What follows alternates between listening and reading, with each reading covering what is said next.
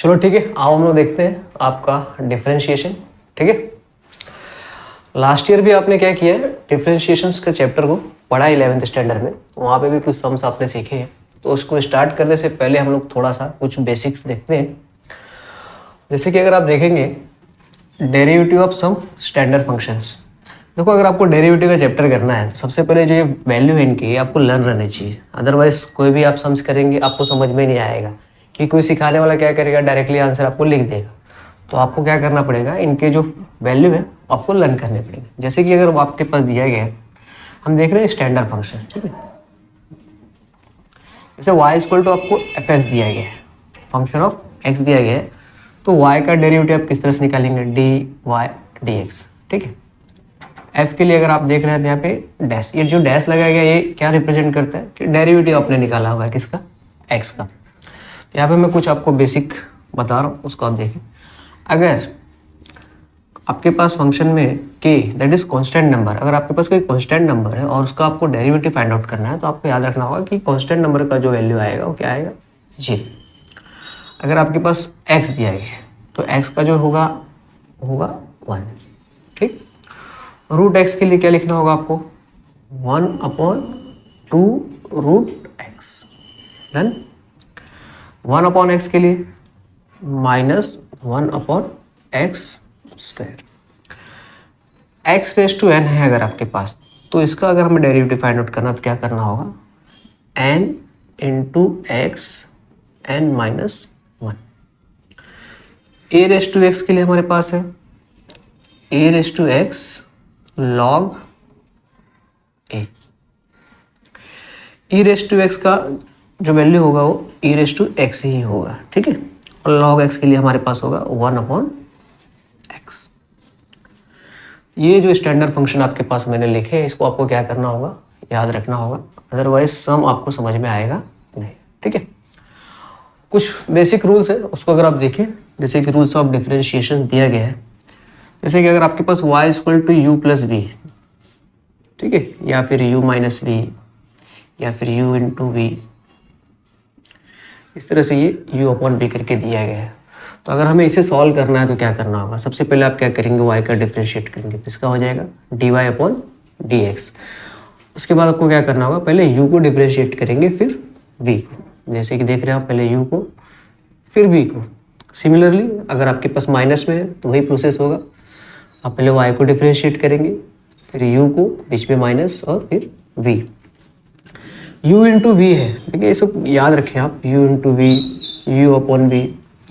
तो अगर आपके पास u इंटू वी है, दो फंक्शन आपके पास दिया गया है, तो सबसे पहले क्या करेंगे, आप u को बाहर रखेंगे और डिफरेंशिएट करेंगे किसको, v को, और प्लस फिर v बाहर रखेंगे और डिफरेंशिएट किसको करेंगे, u को। अक्सर लोग क्या करते हैं, भूल जाते हैं बीच में। जैसे कि अगर आप देखेंगे कि u अपॉन वी में और u इंटू वी में ऊपर वाले हिस्से में अगर आप देखेंगे तो लोग क्या करते हैं, इसको यहाँ पर, इसको यहाँ पर, प्लस को माइनस, माइनस को प्लस। लेकिन आपको क्या करना होगा, इसको ध्यान रखना होगा। ठीक है, एरर नहीं होना चाहिए। तो जैसे u अपॉन वी है, क्या करना होगा, सबसे पहले आपको v बाहर रखना होगा और डिफरेंशिएट करना होगा किसको, u को, और यहाँ पे क्या रखना होगा, माइनस। आप देख रहे हैं यहाँ पे क्या था, प्लस, तो यहाँ पे क्या है, माइनस। फिर आप u को बाहर रखें और डिफरेंशिएट करें किसको, v को, और नीचे क्या है आपके पास, v स्क्वायर। एक चीज़ और ध्यान रखना, आपके पांचवा हमने यहाँ पे लिखा है y equal to k into u. देखिए यहाँ पे जो k है, क्या है, कॉन्स्टेंट नंबर है। k क्या है, कॉन्स्टेंट नंबर है। तो इसको अगर आपको डिफरेंशिएट करना है तो आप इसको इस तरह से कर सकते हैं, k को क्या करिए, आप बाहर रखिए और डिफरेंशिएट किसको करिए, u को। इसको भी हम लोग जब एग्जांपल्स में देखेंगे तो इजीली हमें समझ में आ जाएगा। ठीक है, अभी तक हमने जो 11 में जो भी सम्स किए थे वो नॉर्मली थे, कोई इतने ज़्यादा कोई डिफिकल्टीज नहीं थे। ठीक है, लेकिन अभी जो हमें सम करने हैं वो थोड़े से अपर लेवल के हैं। ठीक है, लेकिन इतने हार्ड भी नहीं। अभी हमने जो स्टार्ट करना है 3.1, उसमें आपके पास जो आएगा कंपोजिट फंक्शन आएगा। अभी समझ में नहीं आता कंपोजिट फंक्शन क्या है, कंपोजिट फंक्शन क्या है ये समझ में नहीं आ रहा है, तो उसको हम कैसे सॉल्व करेंगे। ठीक है, तो सबसे पहले क्या है, क्वेश्चन देखें तो आपको समझ में आना चाहिए कि करना क्या है, कौन से मेथड से हम इसको क्या कर सकते हैं, सॉल्व कर सकते हैं। ठीक है, जनरली आपके पास आपने देखा है कि, मैं इसको रफ कर देता हूँ। अब जैसे कि मेरे पास y इक्वल टू, अगर x रेज टू n दिया है इसे डिफ्रेंशिएट करना कोई डिफिकल्ट तो है नहीं, आप इजीली कर सकते हैं। dy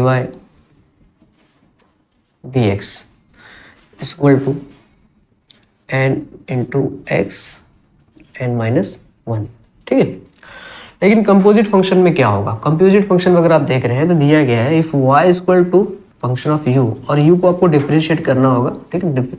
is a differential function of u and gx is a differential function of x, then dy dx equal to dy upon du into du upon dx।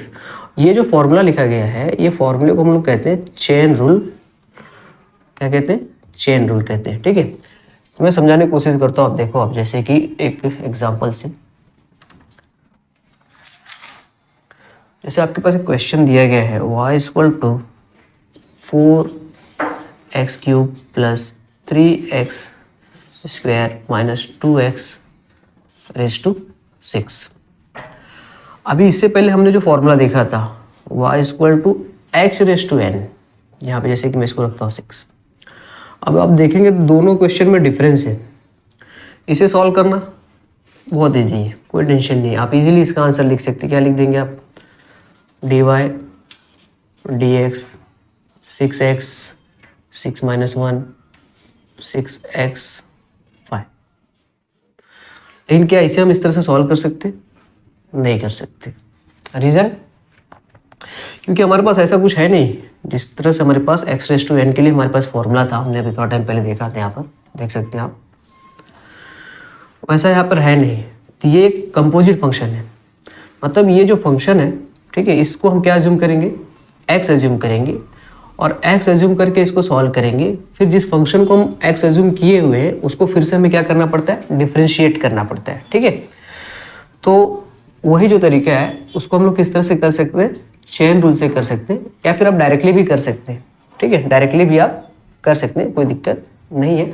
अब हम जब एक्सरसाइज में सम्स को सॉल्व करेंगे तो आपको इसको क्या हो जाएगा? बेटर तरीके से क्लियर हो जाएगा, ठीक है। याद रखिए, जो मैंने भी आपको कुछ बेसिक्स बताए ये आपको आने ही चाहिए, अदरवाइज आपको एक्सरसाइज 3.1 या उसके आगे की जो भी एक्सरसाइज आपको समझ में आने से रहे, ठीक है।